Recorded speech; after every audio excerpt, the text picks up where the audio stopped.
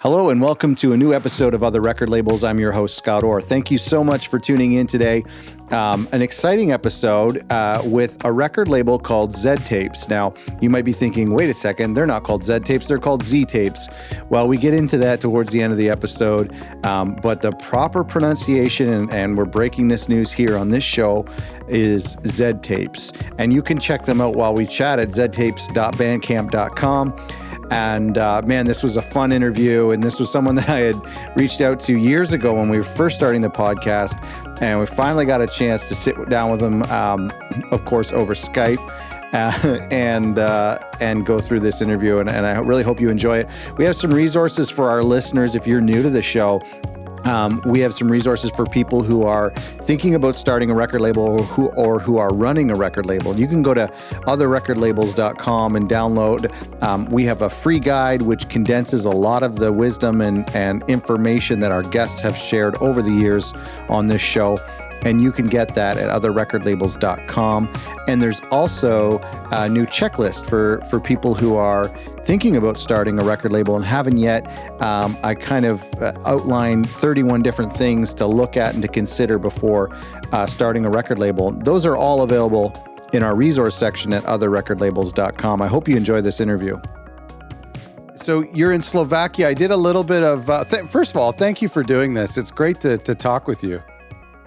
Oh, thank you. It's nice to talk to you too. I did some research on Slovakia on Wikipedia just for a couple seconds last night, and it looks really nice. And I was like, oh, I could see myself living there. It's like a really beautiful and safe country to live in. Oh, it is nice. But actually the life is a little bit more harder here. Okay. Because we are kind of struggling with a lot of stuff that is from the kind of past era. Oh, I see. But I like it here. It's a little bit there, less opportunities, and especially for example, for me as in music stuff. Right. And so that's why I started label or something, or my blog, or just to be connected with music somehow. But yeah, if for traveling or for touristic attractions or just to be here, it's nice. Many foreigners really like it, even though it's pretty complicated to get visa here. Oh, okay. Or not visa, but the permanent stay or working visa, or that. The kind of stuff. And what is your native language? It's Slovak. Okay. It's a Slavic language. Okay. Considered as one of the most difficult ones in whole world. Really? Oh yeah. Which is kind of funny. Do you speak? So your English is great. Do you speak Polish as well? I can understand a little bit of Polish. I can understand completely Czech because it's really similar. Okay. Language.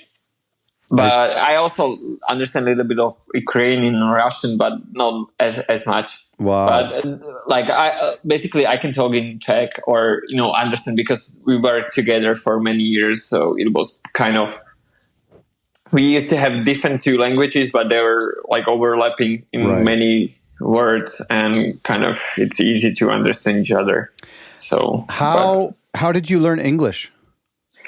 Oh, actually, I was having some classes. Then I went for a 2-year program. It's IB diploma. Okay. It's taught in English, and basically that helped me a lot. And then I stayed for half a year in London, and then I traveled States for 2 months. So I kind of had first-hand experience with the language. So that's great.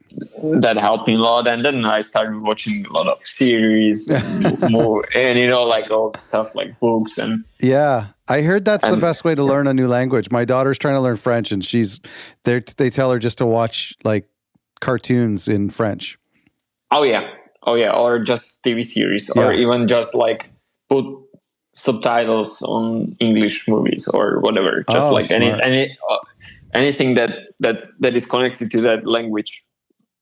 That's awesome. Even though it's more, even it's passive or it's not really kind of that you get everything, but still it helps. So then what's it like running a label in Slovakia? Sitting behind computer. Yeah, that's right. Right. Oh yeah, it's like I try to do some stuff here, but basically even I have like really few customers, and I try to do festival here with like I don't know few bands like 6 acts. Yeah. It's okay, but still like no huge deal or Yeah, I know what you about mean. it or for me it's like kind of struggling because like I was looking even for some help or find someone who will be like at least helping me with PR Yeah. or whatever like even packing cassettes and etc. But kind of I didn't find anyone like suitable or anyone who was willing to put the effort.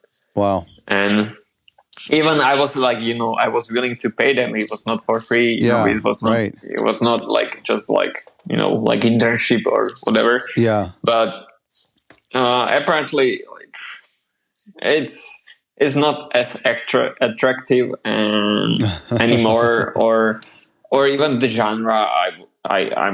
I'm like kind of working. I see. It's not like something that is popular here, Right. or in general. Like music is just like the mainstream indie stuff that's on like summer festivals. Yeah. Is pop music popular in Slovakia? Like the same American artists, are they popular there? Oh yeah, sure. Yeah. Okay. Yeah, that's like Yeah. most of the artists. Even like Billie Eilish is so huge. Oh, I think see. here. Okay. Yeah, sure. and basically everything. So we have all seen like kind of some Slovak artists are doing pretty well, but like in the country kind of scene, but not really something that is like more global here going on. I from my perspective, Z Tapes is very big. It's very popular. When I first started following you guys, and everyone was talking about you. It seemed like you were always selling out of stuff. I want to know how the label got started, but I also really want to know like how it got to be so well known and so well loved, at least from my perspective. It's hard to tell because like I don't know really like how it happened. It was like I had just the idea like when I was doing my blog on the Star Trek. Mm-hmm. It was like it's already 9 years ago. I was just discovering bands on Bandcamp and like just discovering labels like Orchid Tapes or Bird Tapes at the time, Right. or Crash Cymbals, and I was like, oh, it's so cool, I want to do it. And then like I was really interested, like I wanted to try it at least, like can I make it, or can I at least do some releases? Will be successful? Who knows? Like I had just the idea, and then I kind of started, and I always kind of thought like, how much work I can put in that will kind of bring some effect to whole kind of production, to whole kind of promo and everything, and I was always interested in marketing and kind of like the more businessy side of running a label. Okay, that's great. And basically, I had some idea what I have to do, like what is required for me, but I don't know. Like I just kept going, and I was putting a lot of my own money into it. I was kind of, like I was basically losing money for many months and years Really? doing that label, or like but slowly and slowly it was building up, and I was just like I was just being honest or trying to be open and trying to give out back the love that comes to me, or that for example is like kind of find a way that even the whole kind of ZX label can be something that people can enjoy or can kind of look forward to, or I don't know, like, and basically the fact that I was really active on social media. Okay, you I think that was, helped a lot? oh yeah, I think I was trying also, like, I had a lot of kind of luck in some Right, way that I was working with artists that they were becoming big. For example, the In Love with a Ghost, right. like he blew up while we were doing the release, and it helped. For example, that helped a lot my label. Like Okay. basically, it maybe tripled the fan base for And was me. that at the beginning, or was that in? It was like uh, 2018, I think. Okay, So 2 years ago, or 17. I mean, I think 17, 17 not 18, 17. okay. So yeah, it was like 3 years ago. So it was a huge boost. Also the fact that, for example, somehow Bandcamp was interested into my releases after some time. I That see. they were sharing it or giving some love on their Twitter or whatever, or it was new and notable Yeah, several times, some releases. So it kind of basically build up all this kind of audience that was still growing, and I kind of like I used all means I had or I could think of to just kind of promote the label. So was there like a high point for you for the label?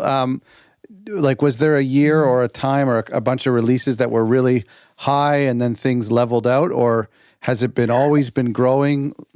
I think that like the In Love with a Ghost was like probably the highest point of Oh, my I see. label, and because we did like 700 tapes for his release, Wow, and wow. we could like, and basically he stopped it after that because he decided that he wants to do it on his own. Because I can totally agree with that, because Yeah, there is sure. no point of working with label if you are growing so big. Yeah, So then after we stopped working together, it kind of hurt us a little bit, I see. but still it was good. Yeah, Like I really kind of used all the potential we had, and kind of channel it to other artists, and kind of use it to promote other stuff, or just like work with that. And it was a good time, but we grew more like every year, or at least I'm trying, like I have sure. kind of reached my limits of my time or my capacities. But fortunately, still the label is growing, and still we are getting new fans, and we are working with new artists. And so still I feel there is a small trend that is going up, but overall, like, it's stable. I remember when I Or first saw you like everywhere was like around the time of like Laptop Funeral and yeah, Bedbug and yeah, that Sunburn record is one of my favorites. yeah, that was like kind of another point where it was kind of peaking. But then I have to kind of, the problem was like I didn't have enough time to kind of work with all the buzz we were getting. Oh, okay.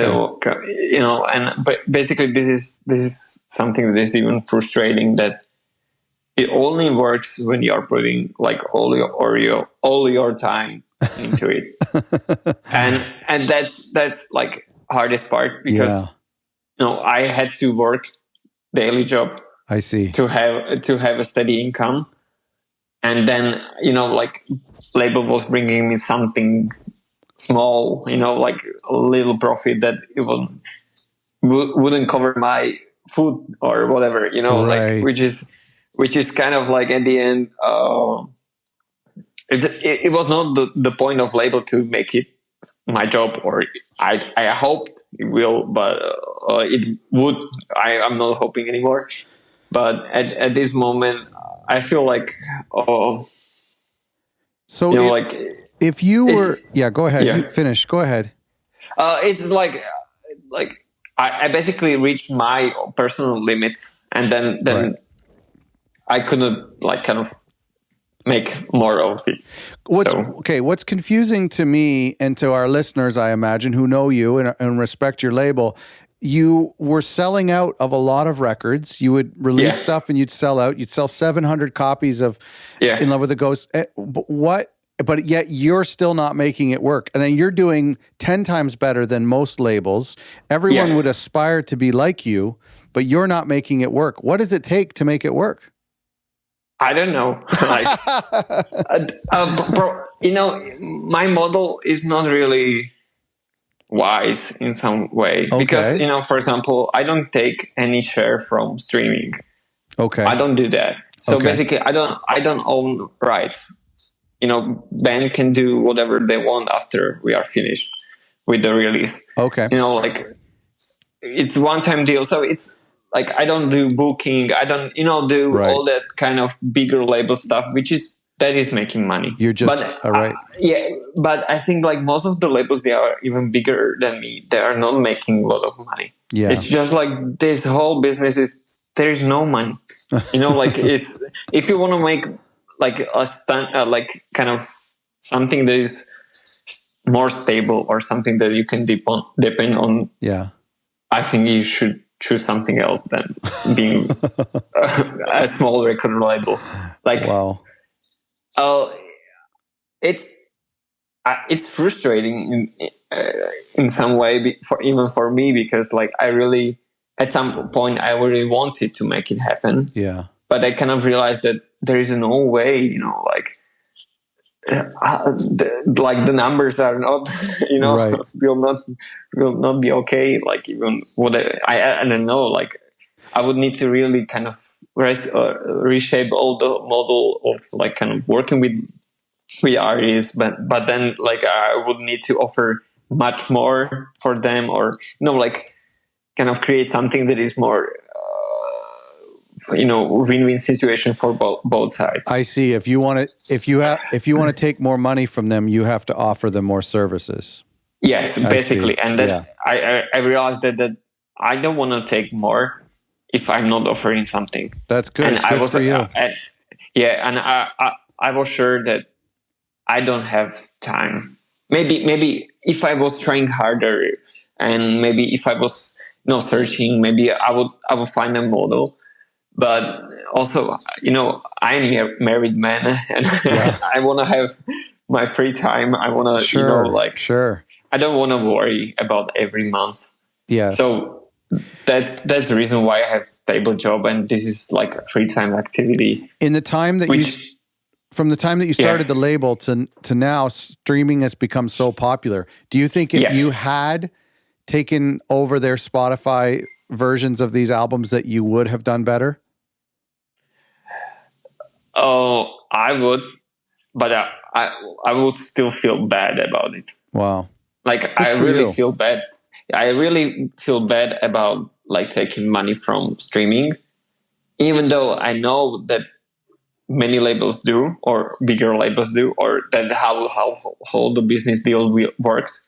But still, like, but I always wanted to do just tapes. That was for me like, oh, you know, like I wanted to do tapes and not to lose money. That was something, or you know, be just broke even. That was like optimum for me. But the thing is that people will have found out about an album through you and through your popularity, but won't buy a tape because they can't afford it or it's sold out.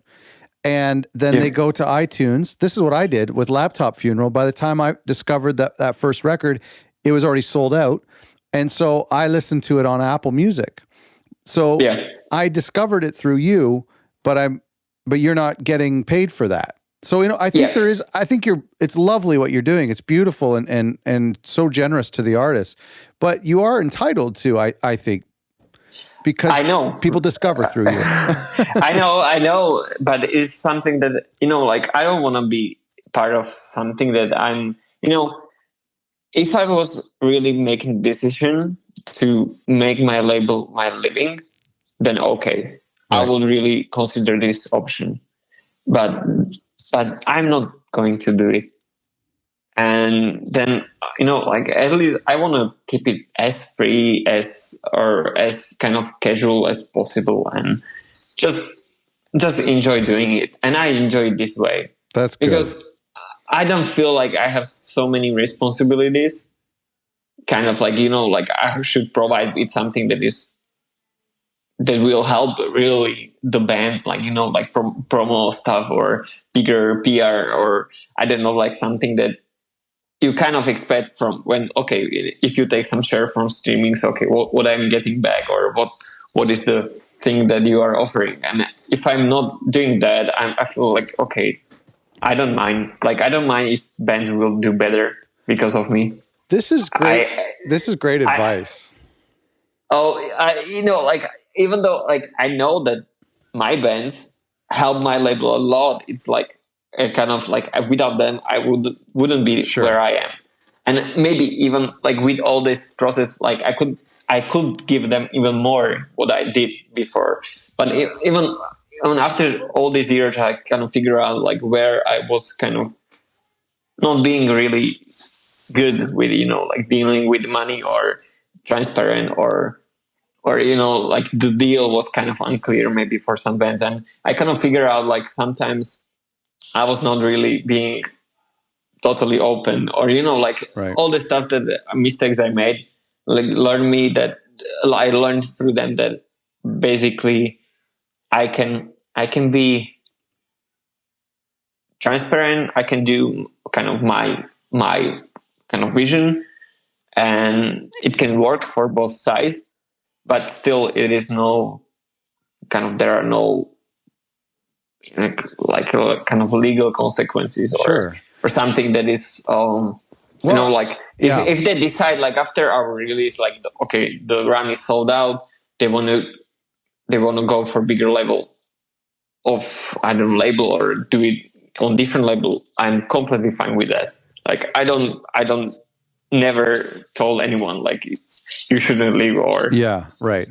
or or we had some deal and you Yeah. should give me something from it. Or it is, for example, with Johnny Utah, he is huge now, and it helped my label like nothing, Oh, like totally nothing. right.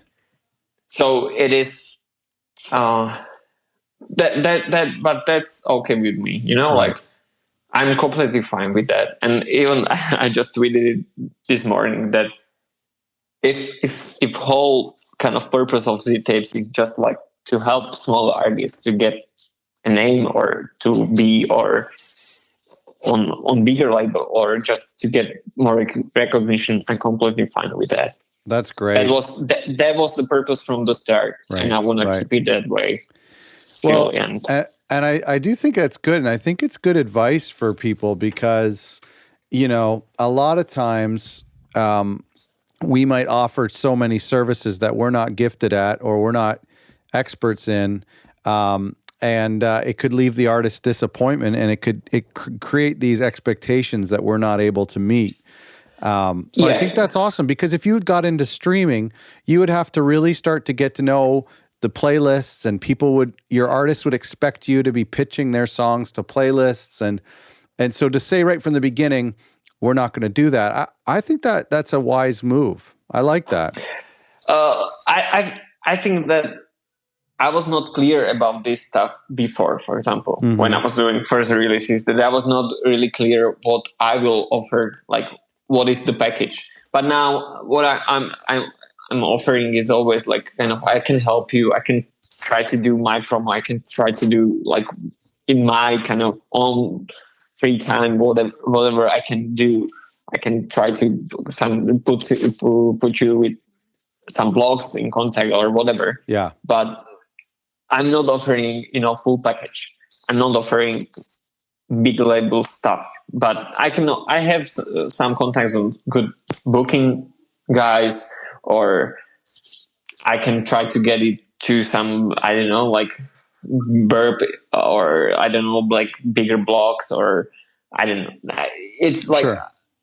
I always try to tell bands that I can only offer what I'm capable of, Right. and I'm trying to be as clear as possible about this, even past maybe months or past year, because if I'm not clear, then there's a lot of misunderstanding, and also there are some hard feelings that like I didn't provide what they hoped for, which is, yeah, it's kind of my fault that I was not clear before, but now it's, I don't know, like I don't see any other model that would be at least a little bit fair to artists, I because think, yeah.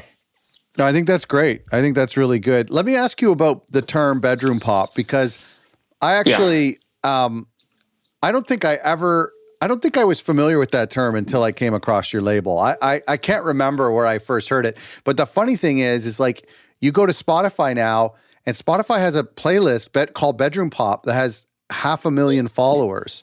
So yeah. can you take me back to like the origins of that genre, and like, is that a genre that you wanted to focus on? Like it's kind of funny because it's not genre at all. Yeah, right. Because like you can label anything bedroom pop, Sure. and for me it was just like I kind of like the name. It's like bedroom pop. It's kind of funny, Yeah, in it's some funny, way, right? Yeah. and also, but it was kind of basically addressing all the type of music I was releasing, or it's like some of the songs are really pop songs, but they are produced in bedroom. They are not like there is no They're not like a lot lo-fi. of layers of instruments and kind of all the polishness, but still it's beautiful or pretty lyrical or whatever.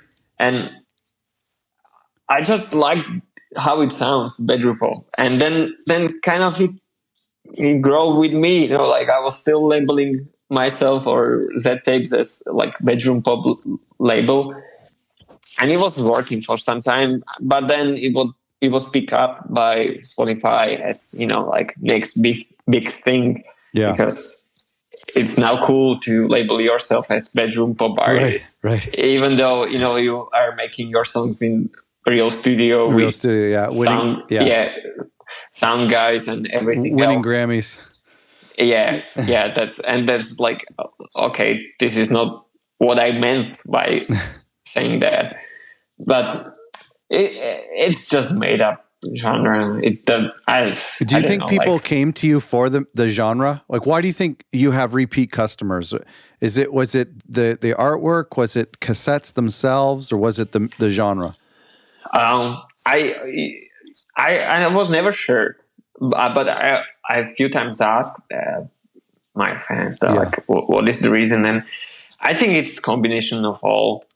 Sometimes it's artwork, but I find it's like they kind of expect that I will have a good Yeah. artwork or something that is Yeah. okay. The music has to be something they connect with. That's a thing. And genre, I think, like, I kind of created an audience for similar type of music, or like there is a lot of things that are in common with in the releases, or the my artists have something in common. But um uh, like one time, like I was like I had all my releases in the Bandcamp bedroom pop search on like top selling. Oh, right. So it was kind of funny, because then I was like kind of bedroom pop king, Yeah. in Yeah. some That's way, right. Yeah. which, yeah, which was just, like I was kind of making fun of everything that was happening, Yeah. but it was like that helped me a lot, and Oh, for I sure. think that people kind of search it my label because of that. Maybe, I don't know, like some of the things that happen to my label are so mysterious for me, and still, like, for example, the fact that I have fans, or my artists have fans in Japan, and I sell a lot of cassettes there, it's mind blowing for me. Right. I don't know why. I don't know what is so attractive about the like my particular label that is helping me to get there. I don't know. Like, do you think one of the things that I like about your label and I think would help is how prolific you are, like how many releases you would do, always new releases, and I think yeah. fans would love that, and I think I'm sure you probably have fans that try to collect all of them. How are you? Have you slowed down now, or how many a year do you try to do? Um, my goal for this year was to really slow down. Okay. And what happened? I released more than I wanted. So Wow. I don't know how to slow down. Yeah. Like that's the problem, and Right. that's what's killing me, kind of, or killing my label. That I don't know how to do it in small. I see. So it's kind of like, or like when I release more, it helps all the releases. It helps to stay, like still relevant. So I don't know, like I wanted to do fewer. I'm trying to do fewer releases, but still, like I have so many submissions. I have my artists already like writing me. They are working on new albums, and Right. and like I have so many stuff that I would love to release, and I would love to do cassettes for them, but I cannot. So now I'm trying, like, kind of minimize it as much as possible, but it's so hard. It's so hard for me because I don't know. Like I would love to keep releasing as much as possible, but I don't think there is enough fans for all that amount of cassettes. Also, I don't have more time. You're right. So you get a lot of demo submissions? Oh yeah. On your Bandcamp, it says submissions are closed, but here's the email. So people probably still send you. Oh yeah. I wrote it down because some artist was complaining that I was writing email for, I don't know, like hour, and then your submissions are closed. I'm like, what I can say, like. So what do you look for in an artist? If you get a submission, what makes you want to sign them? I just have to love it. Yeah. Actually, someone just asked this question somewhere, like what band should have to be on label. I'm like, I just have to like it at this point. Right. It's I don't care. I don't care if they have like 1,000 or 2,000 or just like 50 fans. Sure. Well, if you're going to give up time to spend with your family, you have to do it for something that you love and you're passionate about. Yeah, definitely. And so far, I was maybe less picky than I am now in past, but I'm like right now I'm trying to work more with fewer artists and work with closer kind of or shorter roster, so it makes more sense, so I can even spend more time with each release and etc. So as far, I guess, goal for me is like to kind of make my roster smaller. Okay. And maybe just like from time to time give kind of space for new artists, which is currently like kind of or what is like something that I'm really into right now. So when you're releasing a new record, the success of the record, does that come from your built-in fan base, the people who are there subscribing, waiting for new records, or does it come from, like, what type of PR do you do? Usually for me, it's like at this point it's my fan base. Great. And I do like ads and mostly, like, for example, like standard PR, like blogs. Yeah. It doesn't help me like as label at all. Yeah, like, I know what you mean. I get like few listens. Maybe it helps the band a lot, or it helps them to get the name known, or but in terms of like plays or sales or in general, like kind of feeling, nothing. Like, and it costs a lot of time. But there are better ways of doing stuff. Like, for example, now most of my artists are using SubmiHub, which Right. is not ideal solution, Sure. but still better. It's working for them. Yeah, Yeah. I think for many of them it's working, but it always depends. Like, what are you expecting? Like, I don't know. Like, it's hard. Like, doing PR at this moment in music, it's impossible. It's a nightmare. Job. Yeah. It's like you are spending so much time in money, and the results are kind of like mediocre. Yeah, in general. even a good. I've talked to people who have had coverage on good websites, like great blogs, and even that didn't move the needle. Even that didn't give them any extra sales or streams. Yeah. That's the sad part about all this. That's the reason why I'm not, like, telling bands that I will do PR for you, like big PR, right? Because I know that I will not be effective with it, because it doesn't help a lot. And like doing SubmiHub, bands can do it themselves. I have some free credits I can always offer for bands. Okay, that's nice. Because I do my blog on SubmiHub. Yes, because I use the platform also. So I'm kind of using that kind of credits that I earn for my band, so kind of transferring, Yeah, that's great. The Submit Hub is great, and it's a nice platform. It is a crapshoot. Like, you get 20 no's for every half of a yes, and or more or worse.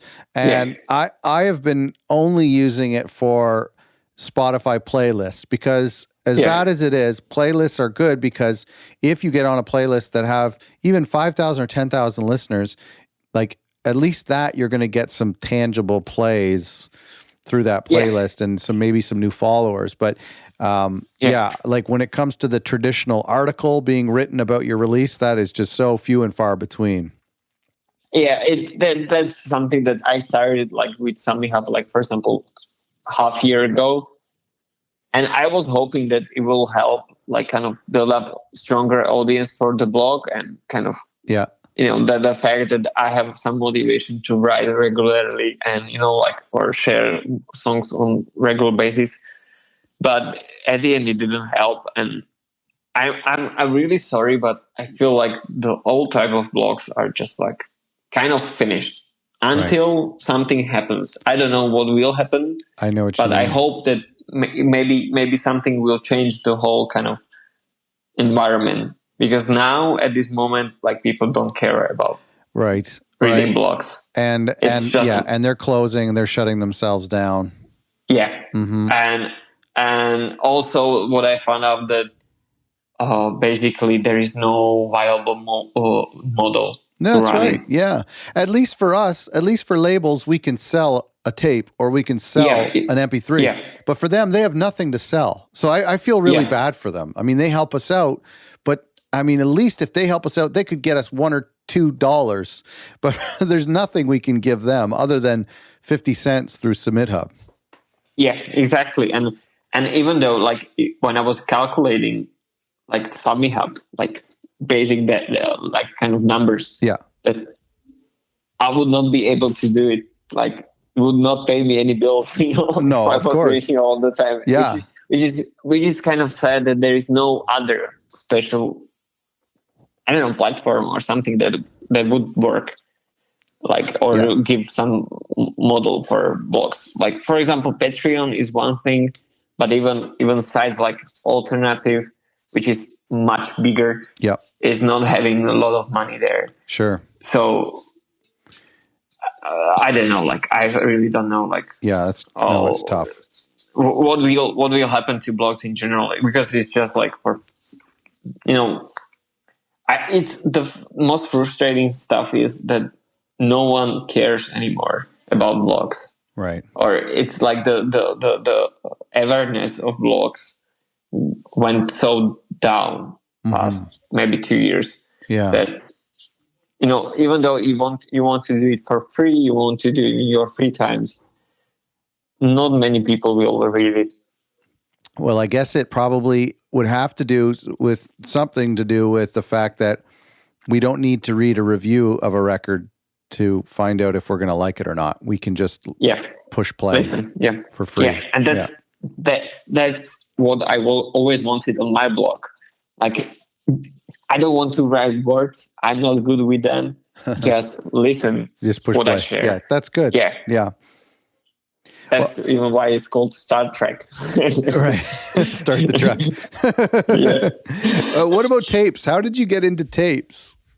It was basically because I found out the labels like Orchid Tapes. Yes, okay, I see. And Bird Tapes. Yeah. So, and I grew up with tapes. I had some tapes. I was listening to them, and I kind of had some memories, but it was not something that I was like kind of keeping up during my kind of teenage age.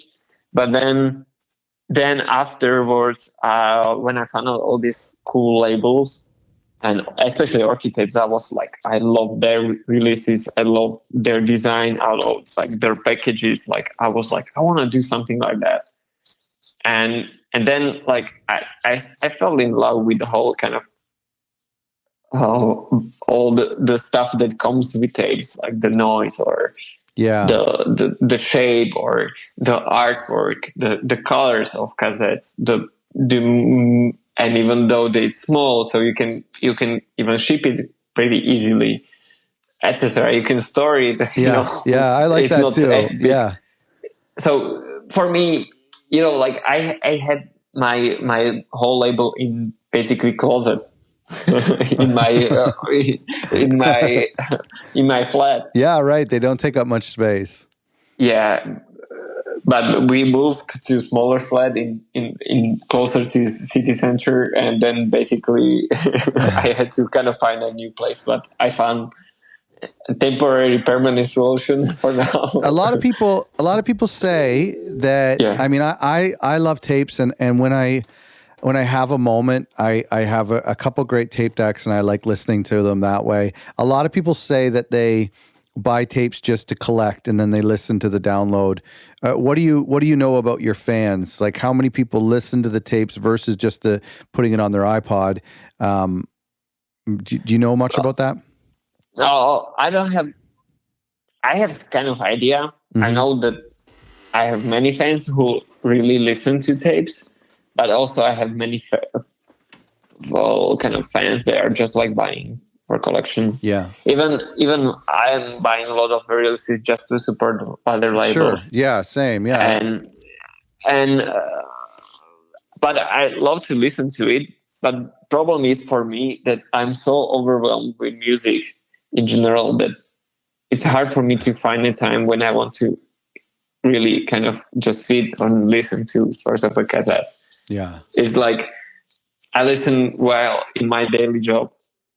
I listen while working on something else. I listen to music, for example, or I listen to the submissions, or I listen to our artists, or and then when I have time to listen to cassettes, I don't have mood for it anymore. Right. I could be wearing Walkman or on the go, or like have cassettes with me, but it's a little bit more complicated. Sure. So I don't know. Like I think most of the people are just collectors. Are you okay with that? Completely. Yeah. I don't mind. Like if you buy it, or if you just listen to music, or if you care about just the artwork, I don't mind. Yeah. I'm just glad that someone is caring about that specific release. That's all I care about. Right. You started to do vinyl. I mean, that seems like a big leap. It seems risky. It was kind of decision because many people were asking me like, when you will do vinyl. Okay. And I was like, I don't want to do vinyl. And it was going on for maybe year and a half. And then I was like, okay, I will do a vinyl. And it worked great. But still, I don't want to do vinyl. It takes more time, it takes more money, it takes more energy, and more the expensive results are to ship. Exactly. More easily to be broken. Also, there's and a lot of other things, and I still prefer cassettes. I like them more. It's just like I started with them, and I want to continue with them. And what kind of my thing is like I will always do a cassette. Right. Vinyl is a plus. Like my official kind of medium is always cassette, Sure. and I want to keep it that way. And sometimes I can do vinyl, So right. But it's the vinyl. It's fine, but still, it's taken a lot of space, a lot of money. I invested a lot of money into all this releases we did, and still I didn't get them back. So I see.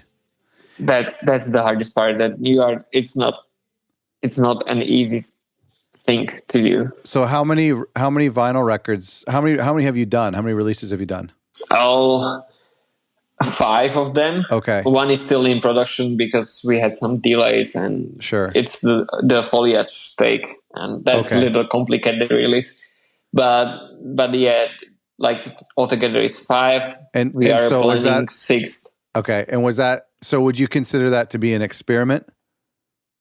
Yeah, kind of like we are selling out the second one, the Pickle Darklings. Okay. We did like 300, and we are all like down to 40 or something. That's great. Which is great. Like I'm so, it's like for me it's something that I'm really excited about. But still, like I love that. I love it. But I'm still like I would rather not do it. It's too risky. Yeah. It's not that. It's just like it's so hard to ship. It's so hard to and I kind of like it's always pain to pack the record, right? And I don't have any distribution, physical for vinyl, and basically no one wants to take them, which is kind of sad. Yeah, but I wrote to many record stores, I wrote to many different places, but no one wants to stock them. Wow, which is kind of a bummer. No one wants to stock the vinyl. Yeah. But they will take your tapes? I have basically 2 shops in Japan who are regularly buying from me. Yeah. And then I have one distribution in Philippines. And that's all. I mean, I would buy physical. I'd buy a lot more cassettes from my local record shop if they were there. But it must be impossible for labels to have tapes in shops all over the world. Yeah, I'm starting a tape shop, or kind of tape shop. It's not tape shop. It will be just small shelf in my brother's secondhand bookstore. Okay. So he offered me some space here in Bratislava. So I will have a kind of cassette shop, small one. That's I will nice. see maybe it will grow bigger over time. And I want to have there my stuff and also stuff from other labels. And I will see, maybe it will work, maybe not. But generally, I think like the only thing that is helping tapes is just the online sales. Yeah. And if not in Japan. Japan is like the 2 stores in Japan are so amazing for me. Like, oh, really? I mean, like, I don't know like how they can sell so many tapes. That's amazing. That's great. I'm surprised there isn't like, more. In general, like, even from other labels, and like it's just like they stock so many tapes and still they are doing so well. And I'm like, this is so amazing. Like, what is United Cassettes? Is that's something you started? Oh yeah, it was an idea. Okay. I was, like I was kind of feeling that there is nothing that kind of unites labels together. Sure. And that was kind of the idea that the labels will help each other, and they will build up a site that will write about like kind of label about the releases, about cassettes, and then I created the map, which is not working now because like there's some problem with the code, and I don't have anyone to fix it, Oh, and I kind of created an idea of something that is uniting yeah. cassette labels, Yeah. and it kind of like started. And it got some attention and started kind of build up slowly, but then I realized that I personally don't have time for it, Right. and other people who kind of were investing some time into it got like kind of bored after some time, or Right. kind Sure. of like it was nothing that was bringing a lot of attention or a lot of like That's too bad. I do think it's a great idea. it was like I know, but it's hard to keep it up, and Yeah. I didn't have time for it even though I started it. Right. And then we kind of transfer it to more like kind of distribution stuff. Okay. I opened like kind of that was my idea, like open kind of online store in USA, one in Europe, and one in somewhere in Asia. Okay. And we kind of did it. We opened the stores, but it didn't work. Oh, Only no. thing that was working was Philippines. Oh, okay. And basically that is what is United Cassettes now. We kind of canceled all other stores, transferred everything, or kind of make it their kind of their store, or their distribution is the United Cassettes now. Well, So all what is the thing with cassettes in the Philippines? Because they were like making cassettes. Major labels were still making cassettes in the early 2000s there. It's I think it's just like people were loving the medium, and it was cheap for many years. Right. And basically there was no, like, even in Asia, or especially in Japan, like most of the people didn't stop loving cassettes. That's awesome. So which is great, because that helped even now, like even in Philippines, the whole kind of scene around cassettes is so big there. That's great. Still, it's not really powerful in terms of global, but in terms of like Philippines, I think it's just awesome. And there is the guy Kerwin who is helping with United Cassettes, or is running the United Cassettes at this moment, like all the social media. He also runs the distribution there. He's just like so passionate and so amazing person that like without him, like the whole kind of idea would just like fade away. Right. And long-term goal was like to create a physical store. Okay. From United Cassettes, but I think it's really hard. Yeah. And maybe I'm sure. Yeah. So kind of like this is what happened to United Cassettes, and I'm sad that it didn't work out as I planned to, but at least it helped, for example, the Curving to start his Philippines branch. Yeah. And I think it is doing pretty well for him. And also he created a lot of community around it, which is awesome. So hopefully there's still a future for it. I think it is a great idea. Have you seen cassettes? Has cassettes grown? I thought that they were going to get really, really big. I remember I saw this huge, talked about this before, but I saw this huge display at Urban Outfitters, which is this, big chain in America. And I saw it when I was in the US, and they had all these cassettes on this big display, and they were selling Walkmans and everything. And I thought, oh man, now we've hit the peak, and like it's going to be everywhere. But then they're gone. I just like, do you think they're not going to hit the mainstream? Do you think they ever will hit the mainstream? If there is no accessible Walkman, no. Ah, okay. Do you think so? That's this it? Is the thing. Yeah, that's it. If there will be accessible Walkman again, it can be mainstream. If not, then there is no way. Right.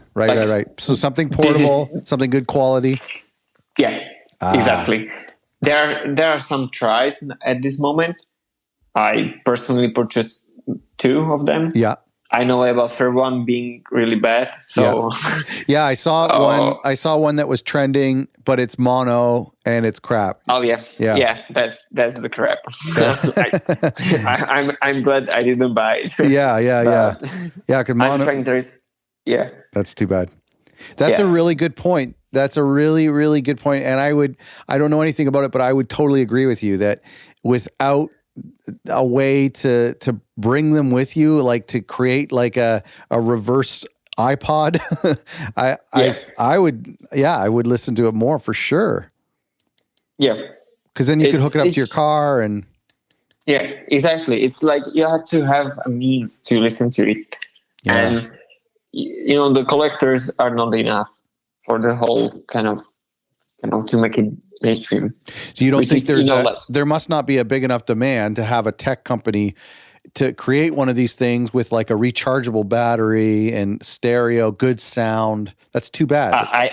I think there is the demand, but I think just the companies are too blind to see it. Yeah, right. They're Right. in their kind of models of selling so much of cheap electronics, like Sony or Philips or whatever. Yeah, Which yeah. is kind of sad, but that's the thing. But there are some companies who are still producing good quality, like Tascam or T. Right. They're still making new decks, which are awesome, but also cost like 600 Oh, right. Sure. dollars, Yeah. which is you don't want to spend that much. So you can get little player. Walkmans on like Amazon. Are they not good?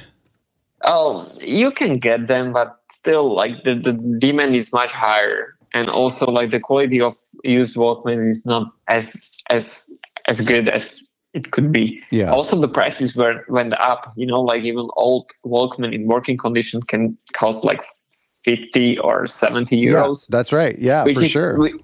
Which is something pretty a lot for something that is used and not really in the best shape. Right. Yeah. But if there was something like in similar price range, maybe under $100, that is portable, that is with good quality, it couldn't be perfect because you cannot have it. You cannot fit it in small Walkman, but Yeah. still that would change the game a lot. And basically that's for example, even in my country, that's something that most of the people are kind of, this is the first response when they see my tapes. Sure. I don't have something to play on. Yes. Right. Okay. I hear that all the time. Yeah. Yeah. So then, okay, there is, then there's just people like us who don't care about that fact, and like they invest in some good quality players or bags or whatever, and just like do it, no matter what. So. Yeah. I want to ask you one other thing before I let you go. Your Bandcamp, and I know you've been very vocal about how much you love Bandcamp, and they've been helpful to you. You have you have a label account with Bandcamp, which has more features.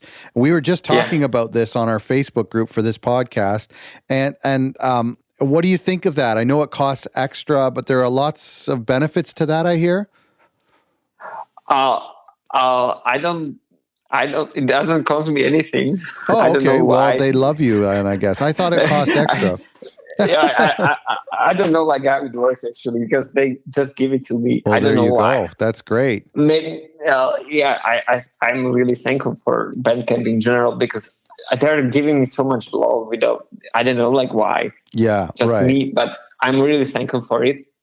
But overall, the label account, it has so many things that bothers me a lot. Oh. For example, that there is no an easy way to kind of fit my working model into it. Okay. It's more oriented like I'm a label, I have my few artists and I do everything with them, like together.